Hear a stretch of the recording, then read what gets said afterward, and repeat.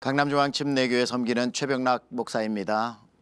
오늘 만나는 큐티를 통해 하나님께서 오늘도 새로운 은혜, 하루를 시작하는 여러분에게 넉넉히 주시기를 축복합니다. 우리가 은혜에 대해서 생각을 하고 묵상을 하고 있는데요. 오늘도 하나님이 우리에게 어떤 은혜를 주실지 여러분과 함께 우리에게 주시는 오늘의 만나, 그 은혜를 함께 찾아보고 묵상하고 나누어 보도록 하겠습니다. 오늘 우리에게 주실 말씀은 고린도후서 12장 9절의 말씀입니다. 나에게 이르시기를 내 은혜가 내게 족하다. 이는 내 능력이 약한 데서 온전하여짐이라 하신지라. 그러므로 도리어 크게 기뻐함으로 나의 여러 약한 것들에 대하여 자랑하리니 이는 그리스도의 능력이 내게 머물게 하려 함이라. 아멘. 오늘 이 본문의 주인공은 바울입니다. 바울이 다메섹 도상에서 예수 그리스도를 만나고 난 뒤에 그의 생명 다할 때까지 예수 그리스도의 십자가와 부활을 전하는 사도가 되었습니다. 눈 뜨면 몇 명에게 전도할까? 눈 감으면 내일 어디를 가서 전도할까?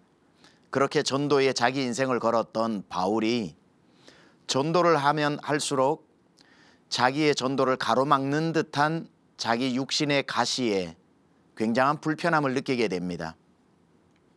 하나님, 저에게 주신 이 생명 죽을 때까지 복음 전하는 그 삶을 살려고 하는데 제가 복음 전하는데 이 육신의 가시가 저를 너무 괴롭힙니다. 왜 저에게 이 가시를 빼주시면 제가 더 멀리 가서 한 사람이라도 더 많은 사람에게 복음을 전하면서 살 텐데 왜 저에게 이 가시를 빼주시지 않습니까? 하여 내가 3번 하나님께 구하였다 그랬습니다. 히브리 개념에서 3번은 딱 3번을 이야기하는 게 아니라 완전 숫자입니다. 풀어 쓰자면 여러 번, 가능하면 많이 하나님 앞에 이 가시를 빼달라고 구했다는 뜻입니다. 가시가 무엇이었을까? 바울 학자들이 여러 가지 분분하게 의견을 내어놓습니다. 성경의 근거에서 그의 눈이 희미했다라고 해서 안질이었다 말하는 사람도 있고 불과 물에 구르고 사람들 앞에 극심한 창피를 당했다 해서 간질이었다라고 이야기하기도 하고 우리가 알지 못하는 그의 신체적 핸디캡이었던 것은 분명한 것 같습니다. 무엇이었든지 간에 복음을 전하기에는 참 불편했던 것이 분명합니다. 바울에겐 욕심이 있었던 게 아니에요.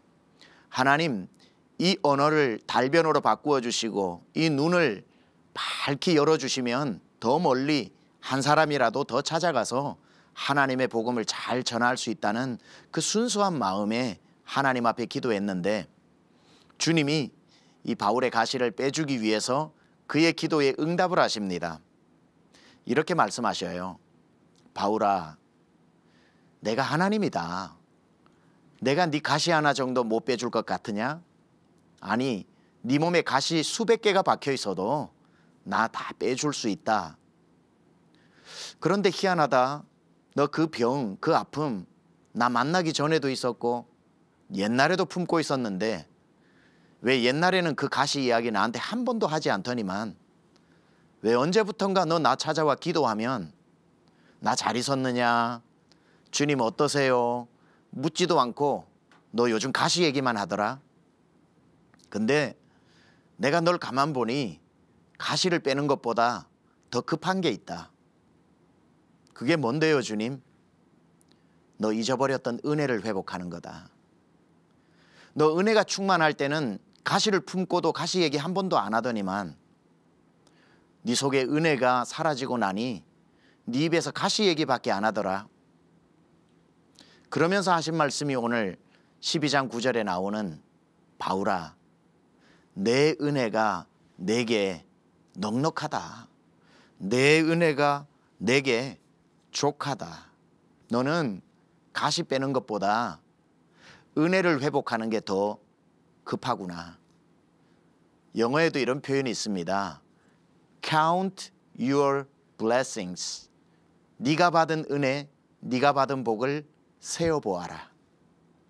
우리가 살다가 가시를 만나고 없던 가시도 생길 수 있고 괜찮았던 가시가 점점 불편하게 여겨지기도 하고 비가 새는 작은 방에 새우잠을 자도 주님 만난 기쁨에 하나도 불편하지 않다가 왜 똑같은 집에 똑같은 형편에 사는데 이제는 그렇게 불편한지, 왜 똑같은 집이 옛날에는 안 불편했고 지금은 이토록 불편한지, 주님이 지금 바울에게 가시보다 더 급한 것은 잊어버렸던 은혜를 회복하고 내가 널 어떻게 만나줬는지, 사람을 죽이고 더 많은 사람을 죽이기 위해 짐승의 눈을 하고 콧김을 씩씩 내면서 다메섹으로 달려가던 살인자 사울을 내가 찾아가 만나 바울로 바꾸어줬던 그 은혜를 네가 한번 생각해봐라. 내 은혜가 내게 족하지 않느냐? 여러분, 우리 살다 보면 주님 앞에 기도하는 제목의 90%가 가시 얘기를 할 때가 많습니다. 몸이 아플 때는 일주일을 기도해도 하나님 앞에 아픈 이야기만 하고, 경제적 어려움이 오면 기도한다고 앉기가 무섭게 하나님 언제 직장 주실 거예요? 언제 돈 주실 거예요? 풍성하시다면서요, 언제 나누어 줄 거예요? 우리의 가시만 즐비하게 하나님 앞에 기도하는 시간 내내 내어놓다가 하나님 요즘 무엇에 관심이 있으신지, 하나님은 나를 통해 무슨 뜻을 가지고 계신지 제대로 한번 물어보지도 못하고 우리 기도를 끝내고 일어나는 적이 얼마나 많은지. 우리 주님 오늘 말씀하시는 것 아닙니까? 네 받은 은혜를 한번 세어보아라. 제가 언젠가 저희 아내와 함께 제주도를 갔습니다. 목회자 세미나를 진행하다가 반나절 자유시간을 주셔서 저희 아내와 제가 제주도 서귀포시를 차 하나를 렌트해가지고 구경했습니다. 외곽으로 잠시 나가니까 귤농장이 너무 많았는데요, 거기에 감귤 체험농장이라고 쓰여져 있는 곳이 꽤 있더군요. 제가 감귤 농장으로 들어갔습니다. 밀짚모를 쓴 멋지게 생긴 중노년의 어르신이 장화를 신고 바가지 2개를 들고는 환영을 해줍니다. 두 그루의 나무 사이에 서서는 뒤돌아 서서 감귤 따는 저에게 오리엔테이션을 합니다. 막대를 가지고 그분 오른쪽에 있는 나무를 툭툭 치면서 이 나무가 무슨 나무일까요? 하고 물으시는데 한눈에 봐도 어릴 적 저희 동네에 가득하던 탱자나무였습니다. 그리고는 왼쪽에 있는 나무를 툭툭 치면서 그럼 이 나무는 뭡니까? 하고 묻는데 바보가 아닌 이상 다 아는 나무입니다. 귤나무입니다. 귤이 주렁주렁 달려있기 때문에. 예, 귤나무 맞습니다. 그러면서 저에게 뭐라고 그러셨냐면 뒤를 돌아보세요. 여기 수천 그루의 귤나무가 있습니다. 그런데 이거 아십니까? 이 수천 그루의 귤나무는 다 탱자나무였습니다. 제주도에 있는 귤나무는 90% 이상이 다 탱자나무입니다. 거기에 귤 가지를 꺾어 접붙여서 귤나무가 된 겁니다. 탱자나무는 해풍에 잘 쓰러지지 않고 태풍이 불어도 뿌리가 깊어 넘어지지 않아 접붙여서 귤나무가 되면 좀처럼 바람에 쓰러지지 않는다고 이야기했습니다. 내 인생이 가시밭 인생이고 내 안에 가시투성이인 인생이었는데 참 귤나무이신 예수님이 내 인생에 접붙여 주셔서 그 은혜가 가시되지 않고 내 가시가 은혜되었다는 것. 가시나무여야만 하는 내 인생이 그분의 은혜에 접붙여짐으로 성령의 9가지 열매를 주렁주렁 맺는 열매가 되었다는 것. 참 귤이 되었다는 것. 성경의 표현에 의하면 참 감람나무가 되었다는 것. 지금 주님이 바울의 가시를 빼내는 방식으로 해결해 주시지 않고 은혜를 접붙이는 방식으로 해결해 주셨다는 겁니다.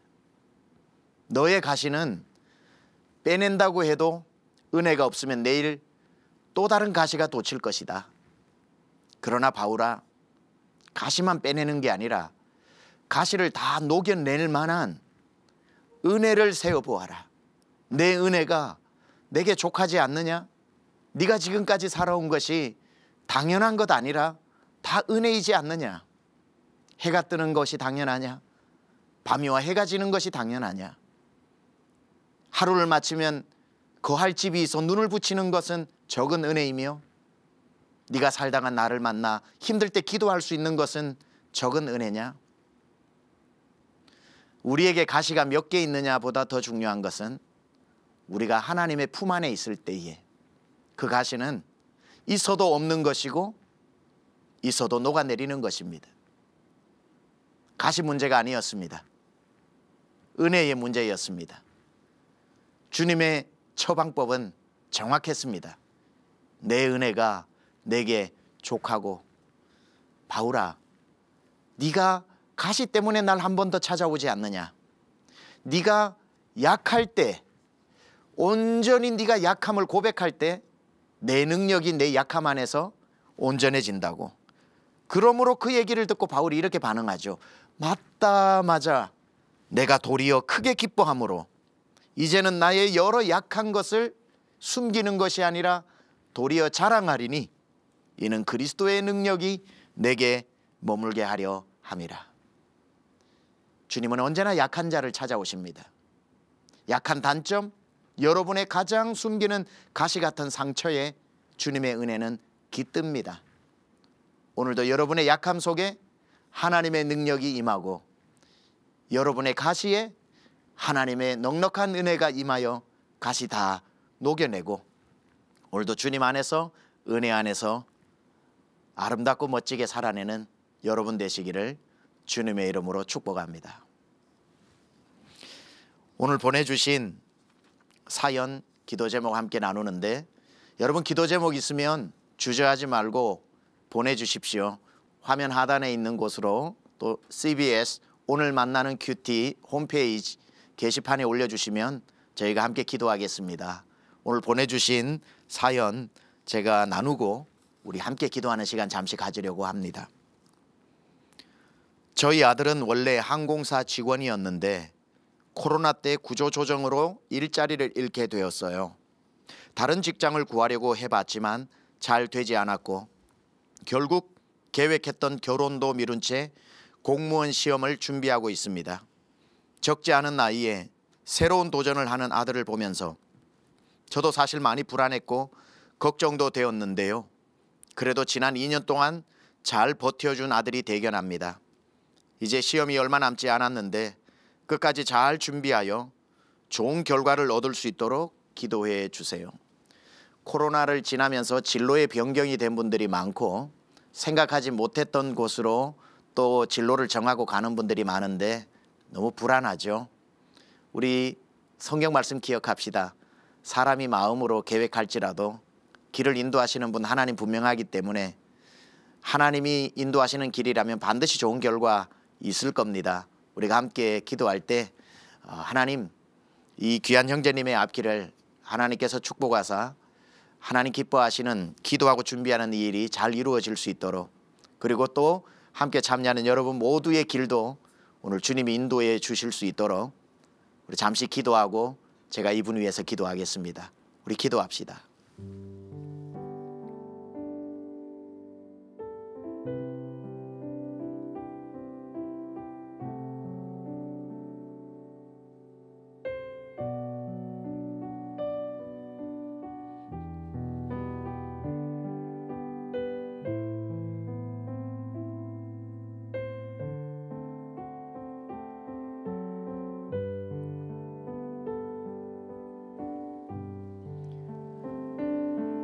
나의 가는 길을 그가 아시나니 그가 나를 단련하신 후에는 내가 정금같이 나오리라. 코로나 기간에 길을 잃어버린 사람들이 많습니다. 길이 바뀐 사람들이 많습니다. 시작하고 이것이 길인지 도무지 알지 못하는 사람도 많습니다. 주님, 인간의 길이 끝나는 곳에 내가 곧 길이요 진리요 생명이라 다시 길을 시작하시는 주님을 의지합니다. 우리는 끝까지 가보지 않아 길을 모르지만 우리 인생을 통째로 아시는 주님은 가장 선한 길로 인도하실 줄 믿습니다. 새로운 진로를 바꾸어 시험 준비를 하고 있는 형제를 기억하여 주시고 길 대신 주께서 선한 길로 인도하여 주옵소서. 오늘도 이 시간을 통해서 주님께 길을 구하는 모든 믿음의 성도들이 길의 끝에 참된 길 예수 그리스도를 만나 주님이 인도하시는, 주님이 내 인생을 향해 계획하시는 그 계획이 이루어질 때까지 주님 의지하고 나아가게 하여 주옵소서. 하나님, 오늘도 우리의 약함을 고백하고 가시만 묵상했던 우리의 시선을 내게 이미 주신 은혜로 되돌려 다시 은혜를 회복합니다. 숨쉬는 것조차 당연한 것 하나도 없는데 그거 다 잊어버리고 주신 것은 잊고 주시지 않은 것에만 머물렀던 우리의 시선을 다시 하나님이 베풀어 주신 은혜로 회복하고 오늘도 감사하며 은혜 가운데 이 하루 시작해 하여 주옵소서. 예수님의 귀하신 이름으로 기도드려 싸움나이다. 아멘.